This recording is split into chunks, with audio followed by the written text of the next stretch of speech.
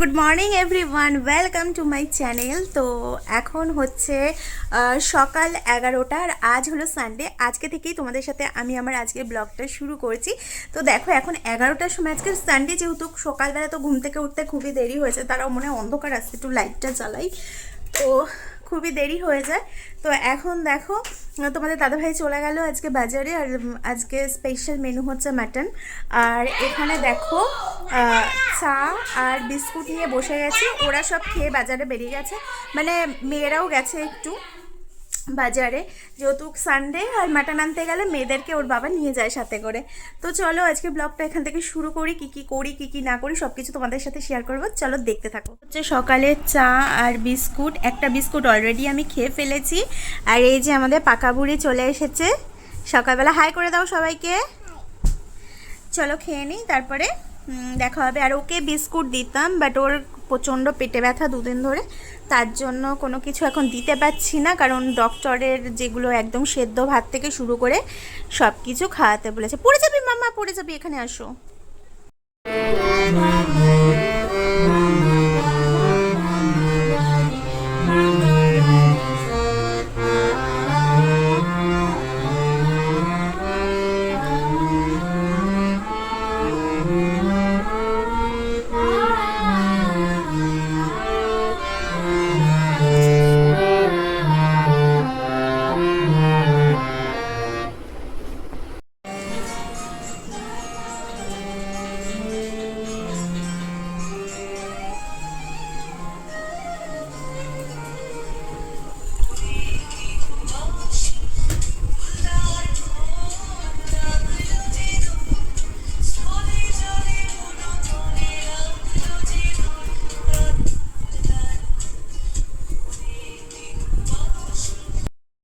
তো আজ তো হলো সানডে, আর আজকে হচ্ছে মেয়ের গানের টিচারও আসবে 4টের সময়, আর ছোটো মেয়ের নাচের টিচার আসবে 3:30-র সময়। তো ওদেরকে এর জন্য বসিয়ে দিয়েছি গান আর নাচ প্র্যাকটিস করার জন্য, তো দুজনে দুটো করছে।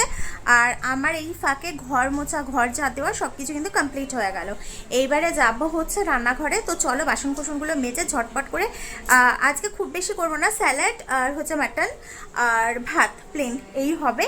আর রিসেন্টলি স্কিনটা দেখেছো কতটা গ্লোয়িং করছে, কোনো রকম ফিল্টার ছাড়া। তো স্কিনে কি কি অ্যাপ্লাই করছি অবশ্যই যদি জানতে চাও কমেন্ট করো। বন্ধুরা দেখো এখানে কিন্তু এই বাসন মাজা হলো, এই বাসনের পুরো স্তূপ, এখানে তো অর্ধেক আছে, আরও এরকম অর্ধেক, আরও এক অর্ধেক মাজা হলো। দুধ গরম করে নিয়েছি, বসাবো হচ্ছে দই, এখানে দুধ গরমও হয়ে গেছে। তো দেখো, আর এই দুধটা না খুব ভালো দেয়, আমাদের গরুর দুধ দেয়, খুব ভালো দেয়। গ্যাস মোছাও কমপ্লিট হয়ে গেছে। চলো বাজার থেকে কি কি এনেছে চলো তোমাদের সাথে শেয়ার করি। এই যে আলু, এই আলু, আর এই সজনে ডাঁটাগুলো আমাদের পাশের বাড়ির কাকু দিয়েছে, সে গাছ কাটে। দেখো এতগুলো সজনে ডাঁটা, মানে এর থেকেও আরও বেশি ছিল, তো আমাদের এইরকম দিয়েছে এক আটি মতন। এখানে পেঁয়াজ, শশা আজকে কাটতে হবে, বের করে নিই। পেঁয়াজ, রসুন এগুলো তো লাগবেই। চলো এগুলো কেটে কুটে নিই, তারপরে তোমাদের সামনে আসছি। এখানে কিন্তু সব পেঁয়াজ, রসুন, কাঁচা লঙ্কা, শুকনো লঙ্কা, টমেটো সমস্ত কিছু কেটে নিয়েছি, এটা এখন ব্লেন্ড করা হবে। এখানে দেখো মাংসটাকে কিন্তু ধোয়া হয়ে গেছে। আর স্যালাডের জন্য এখানে শসা পেঁয়াজ কেটে দিয়েছি, ওখানে দই কিন্তু বসিয়ে দিয়েছি, পেঁয়াজ কেটে নিয়েছি, আর দেখো বড় বড় ধামসা আলু কেটে নিয়েছি। চলো এবারে প্রিপারেশনটা রেডি করি, এটাকে ম্যারিনেট করতে হবে। অনেকটা দেরি হয়ে গেছে, জানি না কখন রান্না শেষ করব, তো চলো ঝটপট করে ফেলি। হ্যাঁ, মাংসের আলুগুলো ভাজার সময় একটু কাশ্মীরি লঙ্কা, হলুদ আর লবণ দিয়ে ভাজি, তাহলে মাংসের আলুগুলো না বেশ সুন্দর একটা কালার আসে। তো এখানে সেগুলোই দিয়ে নিয়েছি, কড়াইতে দিয়ে দিয়েছি হচ্ছে সর্ষের তেল। মাংসটা পুরোপুরি আমি সর্ষের তেলেই রান্না করব। আর তেল গরম হয়ে গেছে, চলো একে একে আলুগুলোকে ছেড়ে দিই।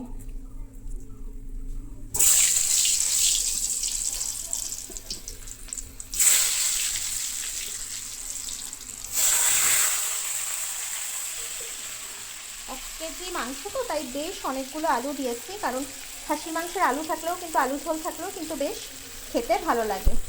তো আলুগুলো যখন ভাজা হয়ে যাবে তোমাদের সাথে কালারটা দেখাচ্ছি কতটা সুন্দর লাগে দেখতে। প্রথমেই দেখো মাংসের মধ্যে দিয়ে দিচ্ছি আমি এখানে আদা, রসুন, টমেটো, কাঁচা লঙ্কা, শুকনো লঙ্কা আর পেঁয়াজ, এগুলোর পেস্ট কিন্তু আমি দিয়ে দিচ্ছি। আর এগুলো এখানে কম পরিমাণে দেওয়া আছে, তো আবার কিন্তু পেঁয়াজটা ভাজার সময় দেওয়া হবে। এক হাতে ভিডিও করছি আর এক হাতে যেহেতু দিচ্ছি, তো তার জন্য এরকম হচ্ছে। চলো কাচিয়ে কুচিয়ে একটু এটা বাটিটা কাচিয়ে কুচিয়ে দিয়ে দিই, তারপরে আসছি। কিন্তু মাংসের মধ্যে পেস্টটা দিয়ে দিয়েছি। এইবারে দিয়ে দেবো হচ্ছে দেখো টক দই, ফ্যাটানো টক দই।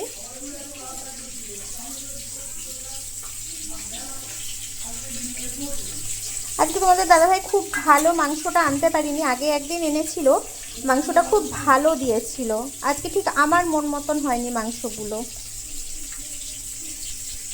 হচ্ছে তোমার হলুদের গুঁড়ি,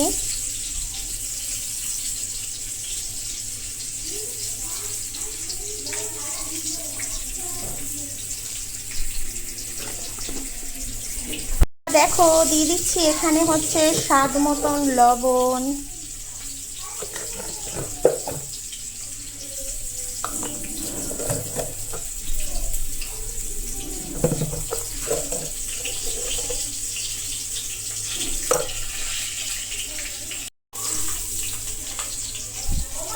দেখো এখানে দিয়ে দিচ্ছি ধনে গুঁড়ো,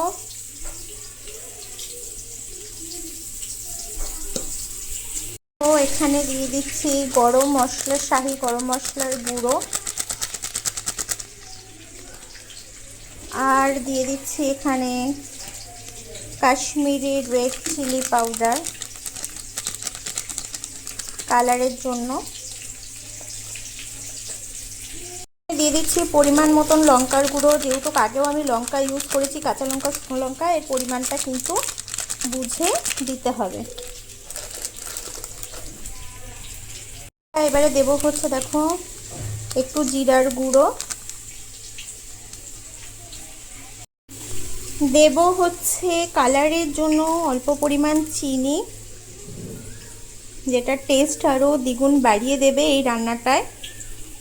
3 টেবিল চামচের মতন সরিষার তেল, রান্নাটা পুরো আমি সরিষার তেলেই কিন্তু করব। তো এবারে এটা ম্যারিনেট করে রাখি। তো দেখো ম্যারিনেশনটা দেখেই, এখনও ম্যারিনেশন করা হয়নি তাই কত লোভনীয় লাগছে। এটা ম্যারিনেটটা করে ফেলি,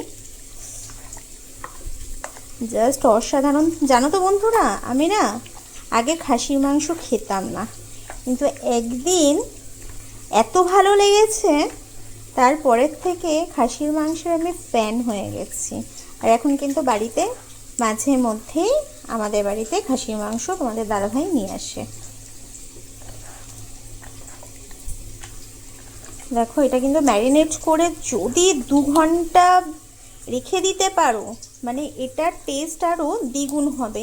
কিন্তু আমার তো আজকে উপায় নেই, আমাকে আজকে দেখো চর্বিগুলো দেখেছো, আমার তো আজকে উপায় নেই, রান্না করে ফেলতেই হবে। কারণ একটু বাদে 2 মেয়ে টিচার আসবে, একজনের নাচের আর একজনের গানের।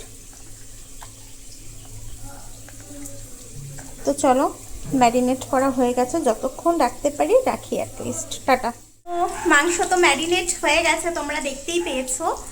আর হচ্ছে এখানে আলুও ভাজছে। আর এখনের ব্লগটা এই পর্যন্তই শেষ করছি। নেক্সট পার্টে আসবে আমি মাটনটা কিভাবে রান্না করলাম আর এটা খেতে কেমন হলো এবং কে কী রিভিউ দিল অবশ্যই তোমাদের সাথে শেয়ার করবো। আর তোমরা যদি আমার স্কিন কেয়ার ভিডিও পেতে চাও অবশ্যই কিন্তু কমেন্ট করে জানিও, কারণ দেখতেই বুঝতে পারছো ন্যাচারাল কিছু कम दामी प्रोडक्ट्स দিয়ে कितना ग्लोइंग हो रही है, तो देख के समझ में आ रही है। तो হেয়ারটা কাশ এরকম হতো খুব ভালো হতো।